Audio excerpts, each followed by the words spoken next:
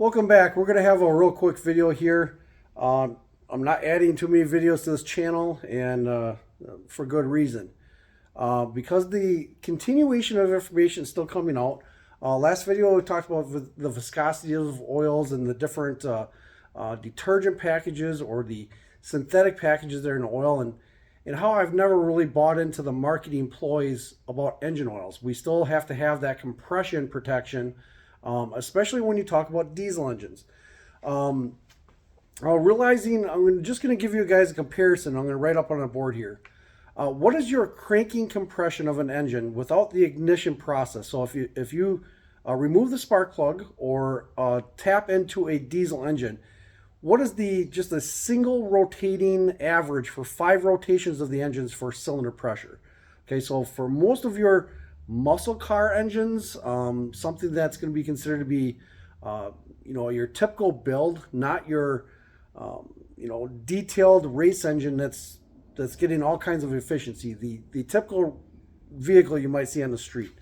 After 5 revolutions on a compression tester, you're going to have an approximately 160 psi. That's the amount of pressure being exposed to the top of the piston, forcing down through the connecting rod onto the crankshaft, and the surfaces between those connecting points is receiving 160 psi. Now, as an engine is running at whatever 1,000 RPM, you can imagine how many times that compression is being exposed to the bearing surfaces. So even if you flood and can have a continuous flow of a thinner viscosity oil through the crankshaft and through the main bearing surfaces, it's only seeing approximately 160 psi. But as you start getting up in performance in engines, or higher compression, higher efficiency fuels, supercharging and turbocharging, okay, your cylinder pressures are going to skyrocket from that point. Traditionally, that is going to be what you consider to be normal aspiration pressures. A extremely high performance naturally aspirated engine, you're going to be looking in 195 psi and above. Okay, that's race fuel, high octane, high compression type engine. They can obviously go much higher than that, but that's your typical straight engine for anybody that's going to be ordering parts off of a mail catalog and assembling an engine. That's going to be approximately a good starting point for pump fuel, or even 110 octane. Diesel fuel, okay, diesel engines.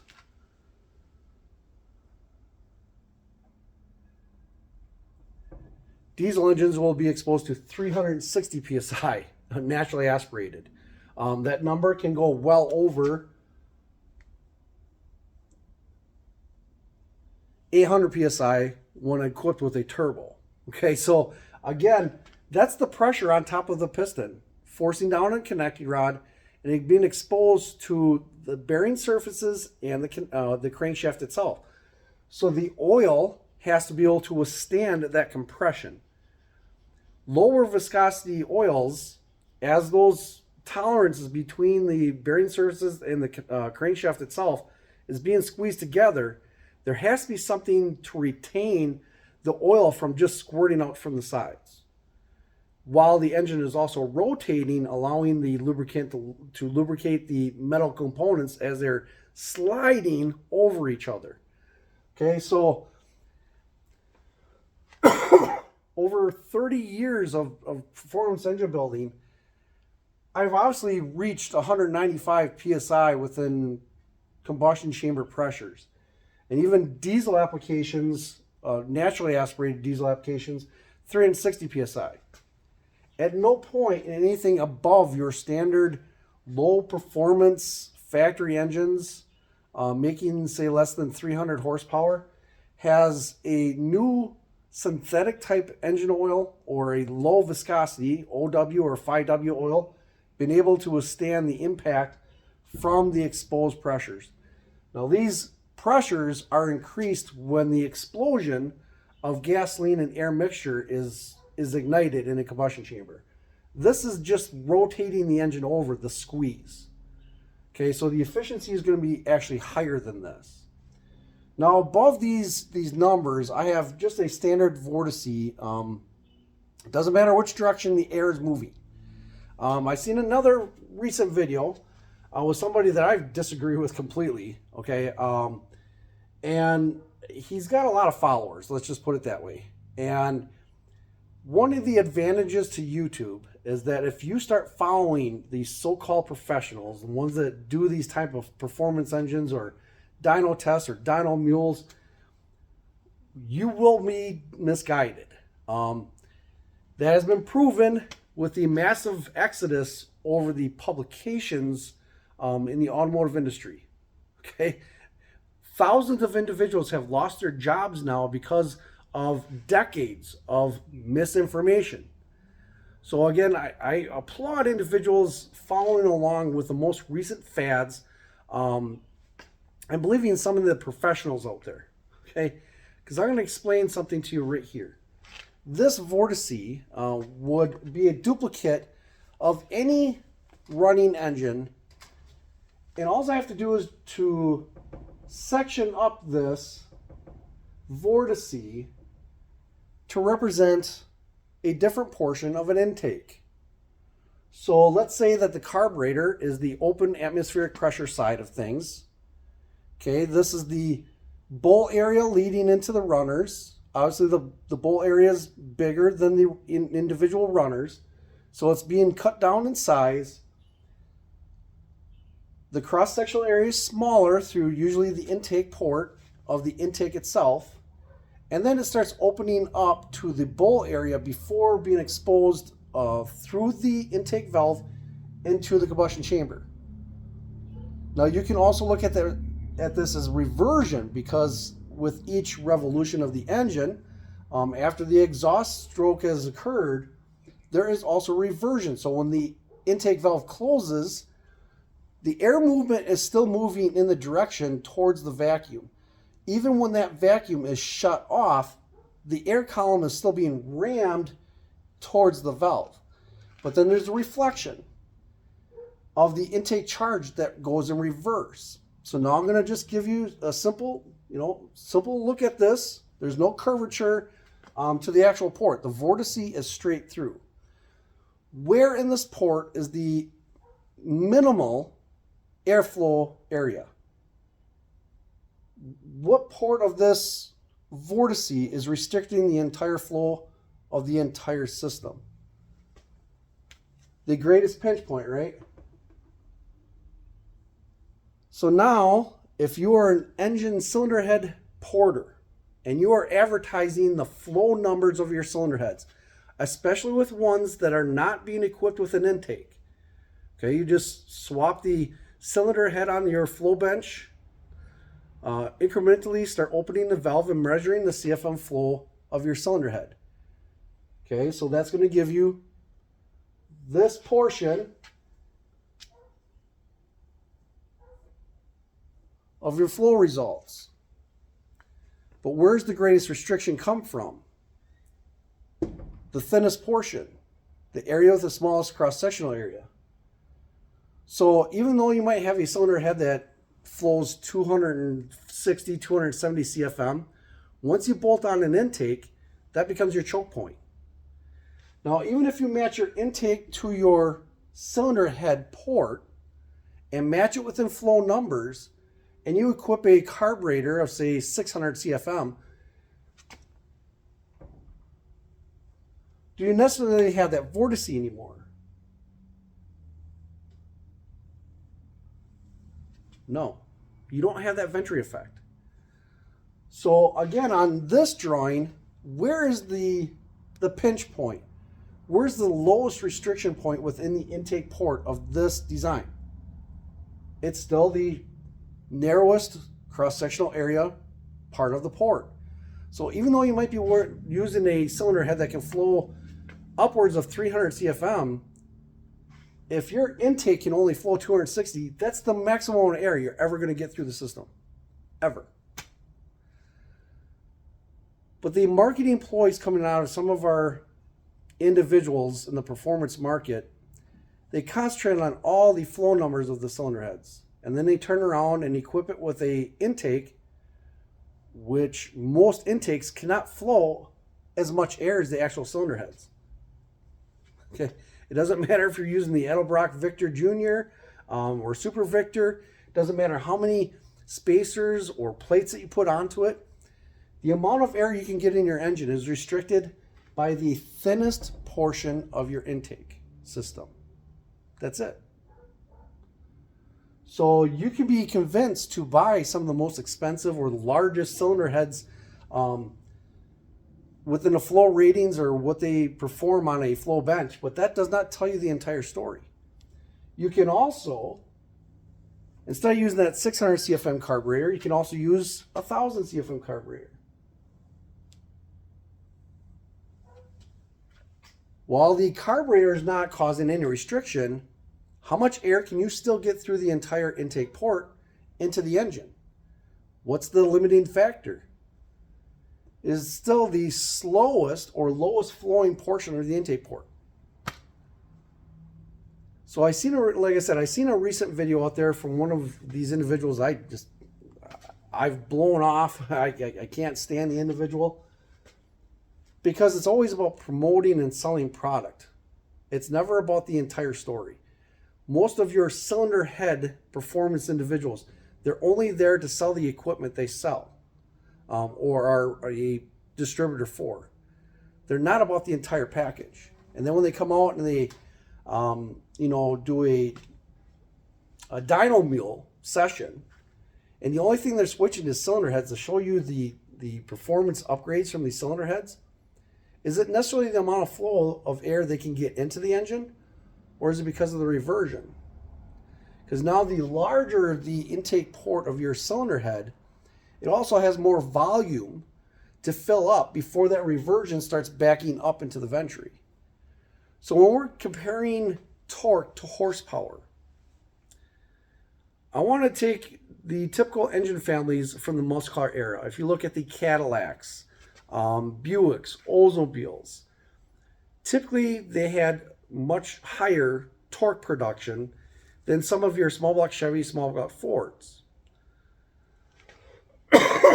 Now obviously it's all comparable to the cubic inch, but if you were to take all of the engine families and create the exact same cubic inch air pump, exact same stroke, exact same bore, and swap out the cylinder heads from those manufacturers, an Oldsmobile, for any of you guys that ever tore an Oldsmobile apart, do the ports on the Oldsmobile, other cross-sectional area of the cylinder head itself, is that a restriction to the amount of power those engines can create? No. Do the intakes suck? Do the intakes flow very minimal amount? Yes. Okay, so the Oldsmobiles, even though they produce a lot of torque, they have a very low flowing intake. They have massive intake ports on the cylinder heads themselves. Do they create a lot of more torque than your typical small block Chevy or small block Chrysler? Yes. Okay. It is because of the reversion, not necessarily the amount of the air that they can cram through with each intake impulse. It is because of the reversion being blocked and the ramming effect being built up within the volume of the larger ports of the cylinder head. The intakes being smaller, the more cramping area, the velocities are extremely high. So the engineers from those manufacturers, again, thinking about fuel economy and getting the fuel distribution within the velocities of the air current going through the intake port, it's mixed right here. But right here, this is the area that's actually being consumed with each opening of the valve. The air that's coming through the intake port right here, by the time the intake valve closes, it's here. It's not in the engine. It's a step process. So again, there were some individuals in the early 1990s that learned from individuals from the 50s, 60s, and 70s in pro stock racing.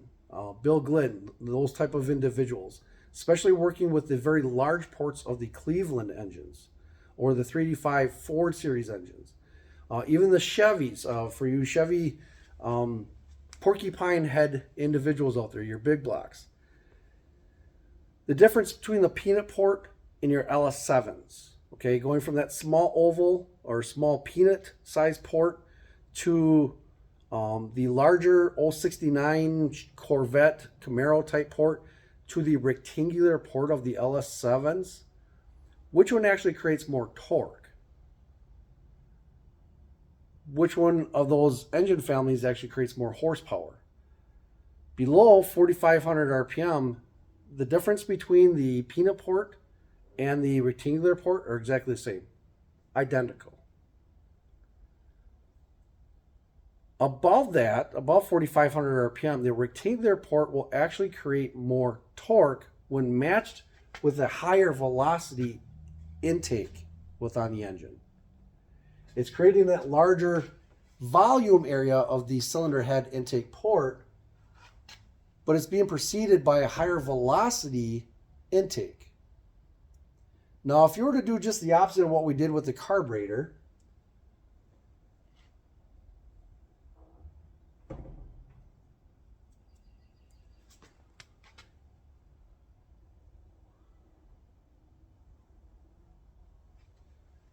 okay, so let's say this is the Chevy peanut port. You throw on a big Edelbrock single plane high-rise intake. What is the Super Victor with a 2000 CFM carburetor? Okay, that's going to be the volume area of the intake port from the ambient air all the way to the back of the valve. As the velocities or as the air is traveling through, what becomes the restriction point? What is the smallest cross-sectional area within the intake port system? Right there. You're only going to be able to flow enough air that what this portion of the intake port can allow through. That's it. It doesn't matter what these components are capable of doing. That's all you're going to be able to get into the engine. Now, as air and velocity are increasing going towards the valve, when that valve closes, what kind of restriction is there for reversion? Is there any? No. So, going back to an adage that was actually given out by Darren Morgan, speaking of cylinder head professionals out there, some of the direction that they had, when World Products first came out, they were interviewed in the late 1980s. I believe it was 1987. They were asked, what size cylinder head port would you like to have for any engine combination you could run? Their answer was as big as the engine requires. So, at that time, they were using a 565 cubic inch air pump, right? Chevy engine, obviously. The port design they used for their drag racing efforts in the late 1980s, and they were considered to be some of the fastest ones out there, was a rectangular port, big block Chevy head with a 320cc port. And they're producing about 950 horsepower, naturally aspirated. Same cylinder head gurus, World Products, they also offered a 345.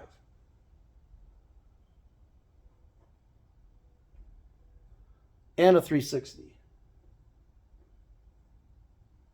Out of those cylinder head choices, for a 565, they chose to go with the 320 for the horsepower because they were using a very large camshaft at the time, a light chassis race car, door slammer. But when asked what they would want for the street, something to be more streetable with a smaller cam, equipped with basically a similar intake and a larger dominator carburetor, adding the weight to a car up to, say, 3,200 pounds compared to 2,600 pounds, and lowering the operating range, RPM range, from 4,000 to 9,000 down to 2,000 to, say, 6,000 RPM. Even the creators from World or Dart products, they said in that circumstance, even with a 565, at that point they would go with a 360cc intake port. And they explained why.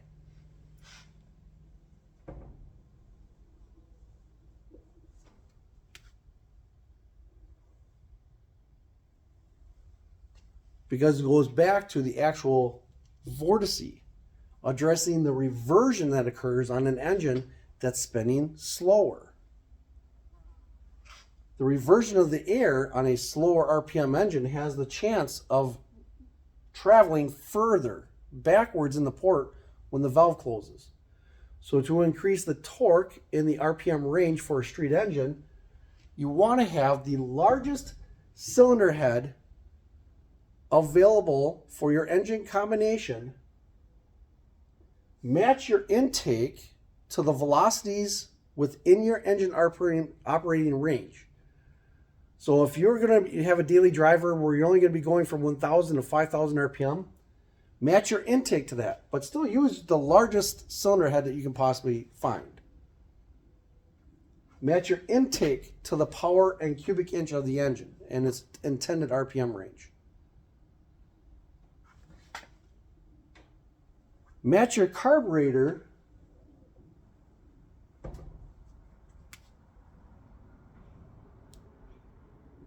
so that it's slightly bigger than the capabilities of the intake.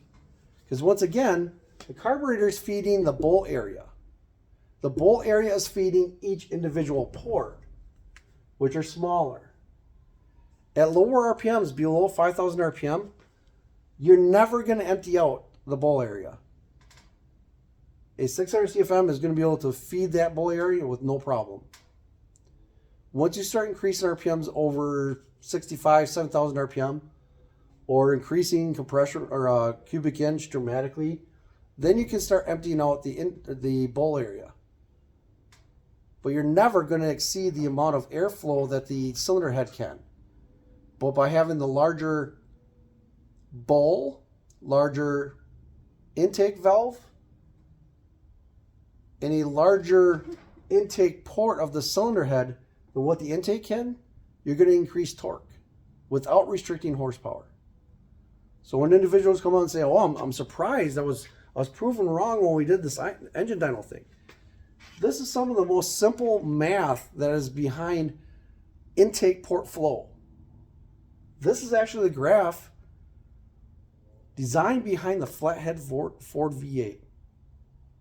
And it's still used today in the top echelon of racing.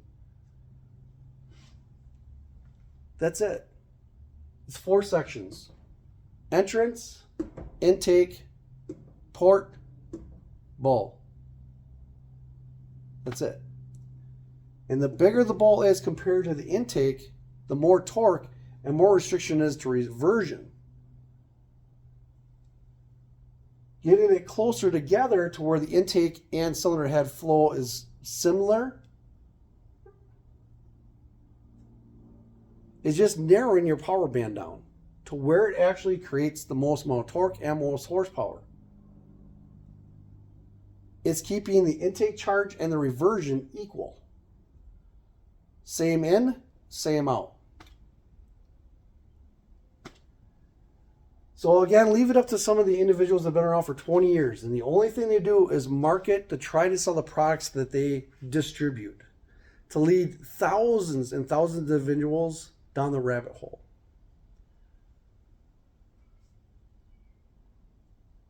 It's their right. They can do it. That's their freedom of speech. But you all need to be intelligent enough that if you're creating an engine, you need to understand how all of the parts work together. Reverse engineer the entire package. If you have a customer come to you with an idea of what their final goal is, reverse engineer it to precisely what they're looking for.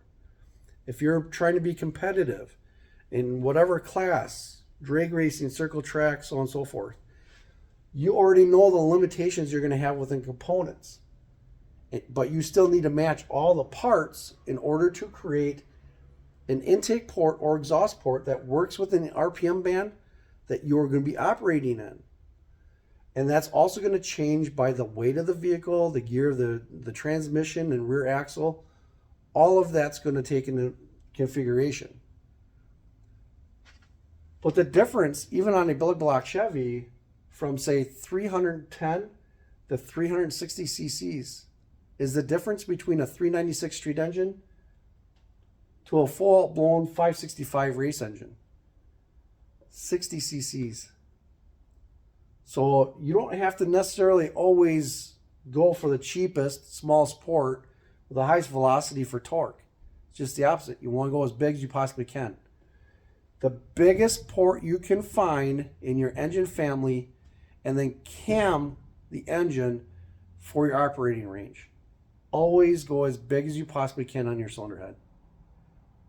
Whatever the biggest you can afford, the biggest that you can work with, always on the cylinder head. Match the other components, intake and carb, according to your driving style or intent of the vehicle.